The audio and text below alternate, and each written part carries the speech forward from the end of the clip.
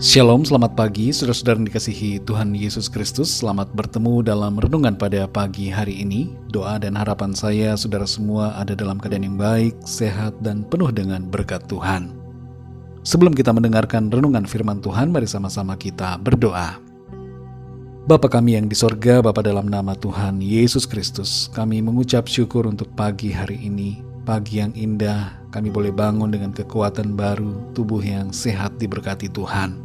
Terima kasih untuk perlindungan-Mu dan terima kasih untuk segala berkat kebaikan-Mu.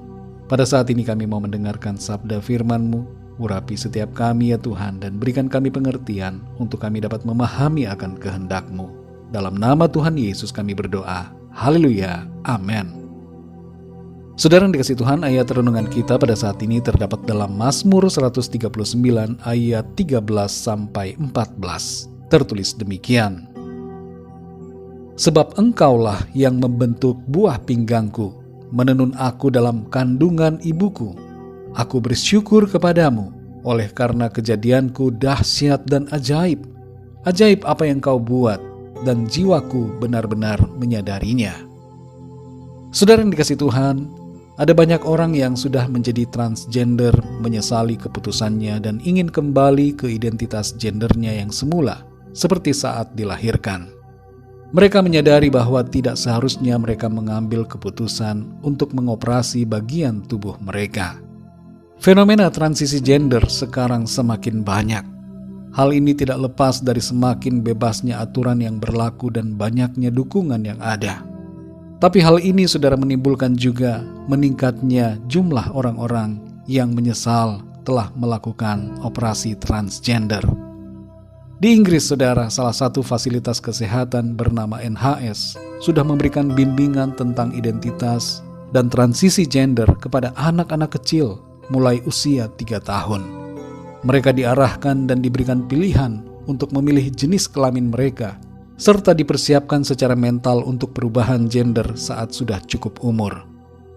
Di Norwegia, saudara, seorang anak usia 6 tahun dapat mengganti identitas gendernya sesuai dengan keinginannya. Hal-hal yang seperti ini sudah mulai banyak terjadi di berbagai negara. Kita melihat di masa sekarang adanya suatu gerakan di mana banyak anak muda yang tidak menerima keberadaan dirinya dan ingin mengganti identitas gendernya karena berbagai pengaruh dan pemikiran yang salah. Saudara yang dikasihi Tuhan, kita perlu memahami bahwa Tuhan sudah menciptakan diri kita masing-masing dengan tepat. Ia sudah menentukan apa gender kita.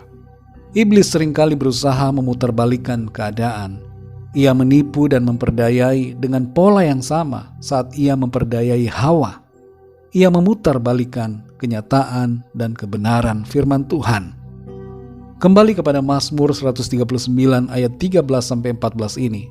Di sini tertulis, sebab Engkaulah yang membentuk buah pinggangku, menenun aku dalam kandungan ibuku.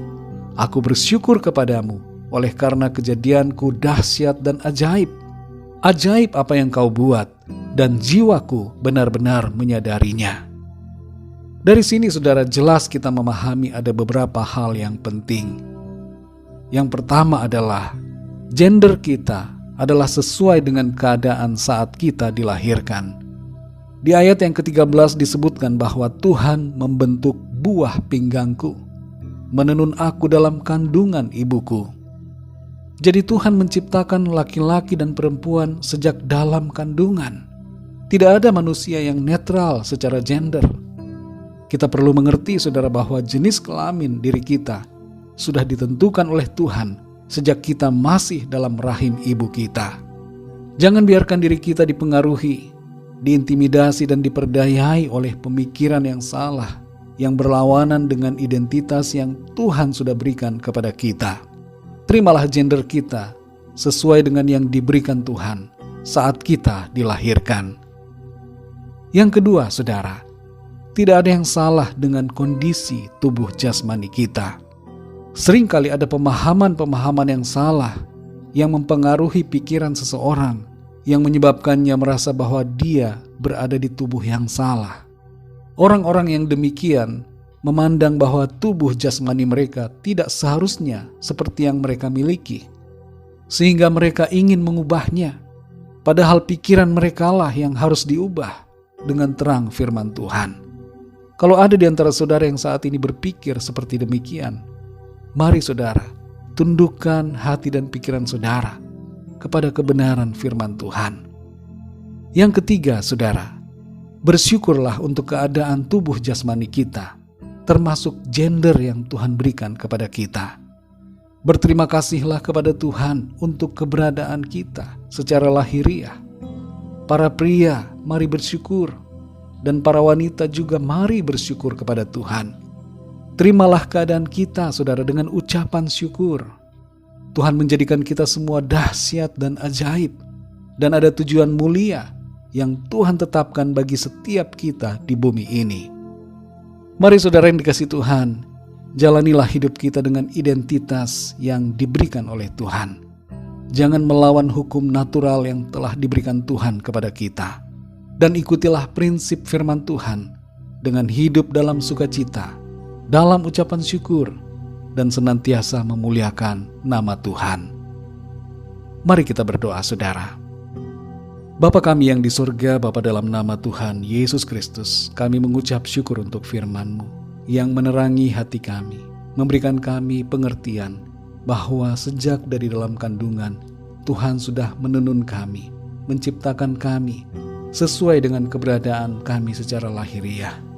Jenis kelamin atau gender kami, Tuhanlah yang menentukan.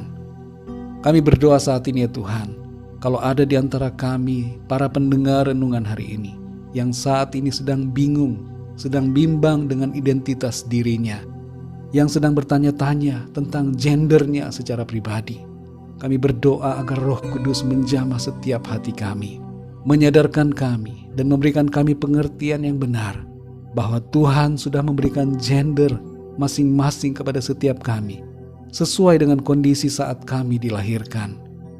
Keberadaan kami bukanlah suatu kebetulan. Engkau menciptakan kami sesuai dengan maksud dan tujuan-Mu yang mulia bagi setiap kami. Buatlah kami mengerti ya Tuhan akan hal ini, dan bimbing kami terus untuk kami mensyukuri keadaan diri kami dan menjalani hidup kami ini dalam kemuliaan Tuhan, mentaati firman-Mu, hidup bagi hormat kemuliaan nama-Mu. Terima kasih Tuhan, kami bersyukur untuk firman-Mu. Pimpin kami Tuhan di sepanjang hari ini, dalam segala tugas dan aktivitas kami. Berkatilah apa yang kami lakukan, dan biarlah semuanya itu memuliakan nama Tuhan. Kami berdoa bagi yang dalam keadaan sakit, dalam pergumulan masalah, persoalan hidup, agar Tuhan Engkau menjamah, menyembuhkan mereka dengan sempurna, dan memberikan jalan keluar, pertolongan Tuhan yang ajaib bagi setiap mereka. Terima kasih Bapa di surga. Hanya dalam nama-Mu yang kudus, nama Tuhan Yesus Kristus, kami sudah berdoa dan mengucap syukur. Haleluya. Mari sama-sama kita berdoa doa Bapa kami. Bapa kami yang di sorga, dikuduskanlah nama-Mu, datanglah kerajaan-Mu, jadilah kehendak-Mu di bumi seperti di sorga. Berikanlah kami pada hari ini makanan kami yang secukupnya, dan ampunilah kami akan kesalahan kami, seperti kami pun mengampuni orang yang bersalah kepada kami. Dan janganlah membawa kami ke dalam pencobaan, tetapi lepaskanlah kami daripada yang jahat, karena Engkaulah yang mempunyai kerajaan dan kuasa dan kemuliaan sampai selama-lamanya. Amin. Terimalah berkat Tuhan. Tuhan memberkati engkau dan melindungi engkau. Tuhan menyinari engkau dengan wajah-Nya dan memberikan kasih karunia. Tuhan menghadapkan wajah-Nya kepadamu dan memberikan damai sejahtera. Berkat anugerah dari Bapa Surgawi, cinta kasih karunia dari Tuhan Yesus Kristus, dalam persekutuan dan penghiburan Roh Kudus, menyertai kita semua sekarang ini dan sampai selama-lamanya. Dalam berkat nama Tuhan Yesus Kristus. Haleluya. Amin. Puji Tuhan, saudara yang dikasihi Tuhan, saya percaya firman Tuhan menjadi berkat dan kekuatan buat saudara semua, dan Roh Kudus akan menolong saudara untuk lebih lagi memahami kebenaran firman Tuhan. Tuhan Yesus memberkati saudara semua. Sampai jumpa dalam renungan yang berikutnya. Haleluya.